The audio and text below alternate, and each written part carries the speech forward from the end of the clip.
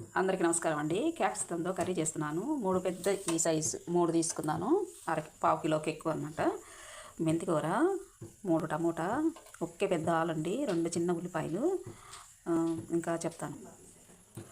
Salt వచ్చి 2 స్పూన్లు అండి, స్పూన్నర కారము, ధనియా అర స్పూను, చిటికెడు పసుపు. ఈ ధనియాలో చెక్క, లవంగ, జీలకర్ర, మిరియం అన్నీ A to Z ఉంటాయండి. అనాస పువ్వు కూడా ఉంటుంది దీంట్లో. 3 స్పూన్లు నూనె వేసుకుందామండి, శనగ నూనె. పోపండి,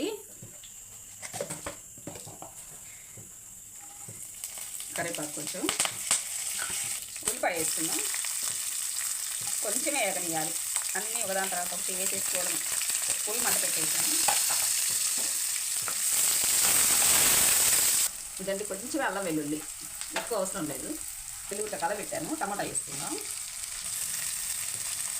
కొంచెం మగ్గితే టమోటా, ఇవన్నీ ఇవి ముట్టుకుపోతాయండి, లేకుంటే టమోటా ముట్టుకోండి. కొంచెం అయితే ఫ్రై అవ్వాలి. ఇప్పుడే ఉప్పు, కారం, ధనియా అన్నీ వేసుకోవాలి. త్వరగా మగ్గిద్ది అంతా కూడా. సిమ్లో పెట్టుకొని మూత పెట్టుకోవాలి. ఇప్పుడు సిమ్లో పెట్టేసాను. 3 యాలకులు అండి, జీడిపప్పులు ఒక 5 వేస్తున్నాను.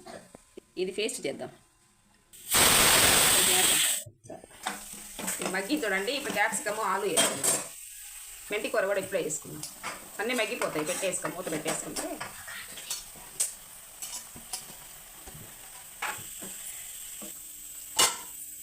ఇదండి కొంచెం మగ్గాలి. కలబెట్టుకుంటూ ఉందాం. మిడిల్లో పెట్టాను మంట. ఇప్పుడు కొబ్బరి ఇదంతా పేస్ట్ వేసుకుందామండి. వేసుకొని తగినన్ని వాటర్ వేసుకుందాం. చూపిస్తా. కొద్దిగా వాటర్ పోసుకుందాం. ఇక చాలండి, కర్రీకి బాగుంటుంది. కలబెట్టుకుని ఇక ఉడకనిద్దాం. మూత పెట్టుకొని ఉడకబెట్టుకుంటే త్వరగా అవుతుంది, మగ్గిద్ది, టేస్ట్ బాగుంటుంది.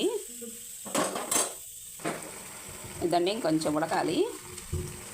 కొద్దిగా ఉడికితే సరిపోయింది. కొత్తిమీర ఇప్పుడు వేసుకుందామండి. ఇంకా కాసేపు మగ్గితే సరిపోయింది. ఇప్పుడు హైయే పెట్టాను నేను, తర్వాత ఇప్పుడు లో సిమ్లో పెట్టుకుంటున్నాను.